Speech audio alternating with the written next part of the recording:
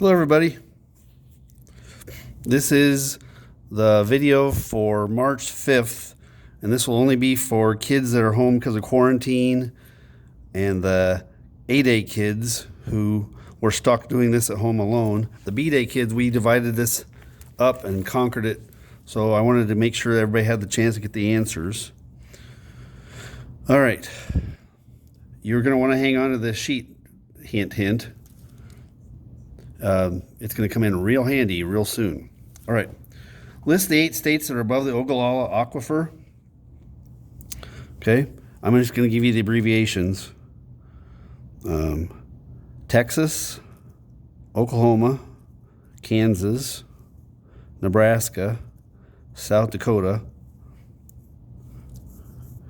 Colorado, that's 6, Wyoming, and this isn't the whole state, but parts of the state have it. And then the one that surprised me was New Mexico because it's so far away. Okay, that should be 8. Okay, all right. Now I'm also going to give you some background information. The reason it's called the Ogallala Aquifer, the Indians didn't name it. This is an Indian word, and I don't know what it means. But there's a town in Nebraska, Ogallala, Nebraska. My wife's grandparents used to live there. That it's the deepest part of the aquifer. When we found it in the 1880s, I think, okay, after the Civil War, the name was given to it because Ogallala, Nebraska is over its deepest part. That's where it came from. All right. Why does Fiscus make such a big deal out of the aquifer? Not because I live above it, but because Kansas is the #1 producer of wheat in the country, and Nebraska is #1 or close to it for beef production. If you like hamburgers or pizzas, boom, you care about this. This is where your food comes from. All right. What's the other name for the Ogallala Aquifer? It's the High Plains Aquifer.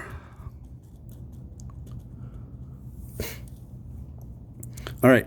Is the Ogallala Aquifer the same thickness everywhere? The answer is no. And the reason the mental picture I want you to have for this is think of the high school pool. Okay.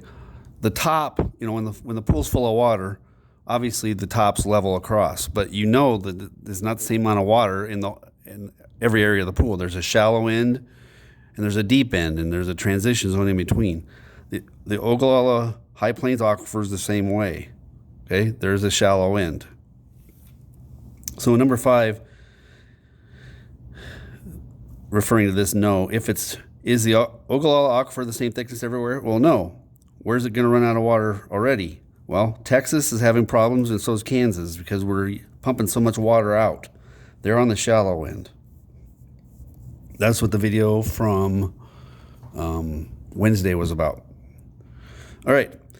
Is southern Minnesota fed by the Ogallala Aquifer? No. We have our own aquifers, and they're smaller, and I don't even know if they have real names, okay?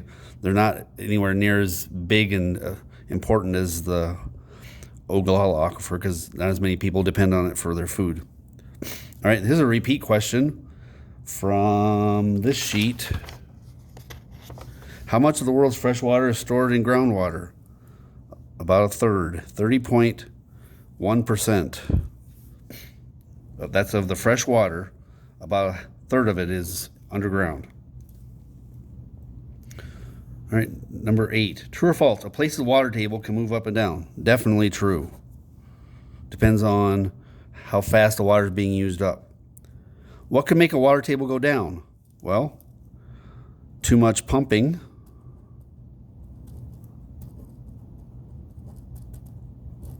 And number 10, give another reason that the water table could go down. Maybe there's a drought, not raining.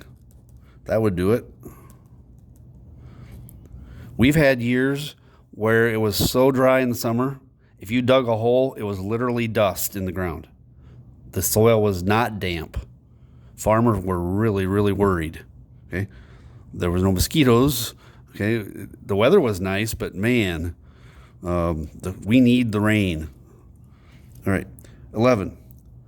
True or false? Rainfall can slowly recharge groundwater if it isn't being used too quickly. Well, that's true, but it's going to be slow. In Kansas, they get about half an inch that soaks into the ground and makes it down to the aquifer every year. but they're using up about 2 feet of it. That means they're going to run out. Okay. All right. Number 12, draw a cone of depression. This may sound technical, but it isn't. Here's the ground. Here's a farm or a house. Okay. Here's Farmer Bob's well. And here's the water table. See how it's going down? The well is pumping so much water out of the ground, it's already sucked this water dry. There's no water here. This is dry. This is called the zone of depression. Okay? If he was dumb and he said, oh, I want some more water, and he put a well down here, if there was a well here, it would be dry. You don't put wells too close together. They can't compete. If he put another well here, one's going to suck the other one dry. If he puts one deeper, he'll suck the old one dry. You cannot have wells too close together. The water can't flow into them fast enough. Remember, this is rock with holes in it that the water flows through slowly. Okay? All right. So the cone of depression is this part. It's round, all the way around the well. All right. On the back. True, false. An aquifer is an underground lake. Nope. It's a layer of rock with lots of holes in it like a sponge. Okay. So here, this is a repeat. I think this might be the 3rd time you've drawn it. It might be important. Draw some circles that are all touching, and now I'm going to tell you the story I told the people in class. There are people that will have a business where they'll get permission from a golf course to go scuba diving or snorkeling in the water hazards in the ponds on the golf course and get all the balls out of that people lost in the water. And they make good money at it. Okay, those balls are valuable. People will buy used golf balls and pay good money for them. Anyway, when you clean up the golf balls and you are boxing them up to ship, okay, they're all exactly the same size. Okay, they're nice and round. If you filled a box all the way to the top with golf balls and shift them around so that they are all jiggled down, if you were selling them, the standard size box of golf balls, you would be surprised at how much of that box is air, is empty space between the balls. It's 50%. Okay? So I'm writing G for grains, and P is the pores. Since you're seeing this on video, I can do red. I've done this before. The pores are here. There's a lot of space in between all those round spots. Okay? And that's where our water comes from. All of the people that live in this area around Albert Lea are using well water.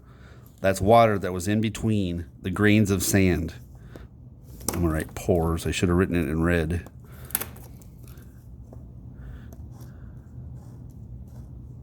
Okay? That's where we get our water. Not from a river, not from a lake. Okay? 15. Why do large cities like Minneapolis use rivers and wells? There's too many people. If they relied only on wells, they would run out. Too many people. Wells would go dry. That's why they use the Mississippi River. Most big cities in the world are near a river. But they have to have water. Lots and lots of water. All right. True or false? Wells in southern Minnesota can be hundreds of feet deep. That's definitely true. Some of them are around 300 feet. That means that when you drill one, it's thousands of dollars. Okay. Now, describe boring. How does it work? Okay. I don't know if you can see what's happening. I'm doing this sideways so the camera can see it. Can you see though how those knobs are wearing away at the rock? This is called boring because you're wearing the rock away with this really hard steel. Okay. I think it was Triton asked, well, how much do these things cost? I found some used ones that were still in good shape for $1,300 for one drill bit. Okay, that's a used price. So imagine the new ones will be way more. Okay. So describe boring. Well, it's slow noisy, expensive. It's wearing away rock. That's pounding.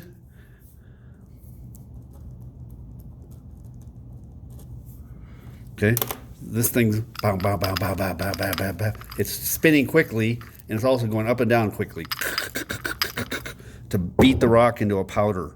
Because then you pump water down and then suck it back out with all that powdered rock, and then you push more water down and suck it back out. It's a messy process. All right. At the time that this video is made, I'm making this on Wednesday. No, I'm making this Thursday. We still had 5 school days left. If you watch this on Friday, the answer is 4, okay? Because we have 4 days of school next week. I'm trying to get you to figure out, maybe I should get my stuff turned in. All right.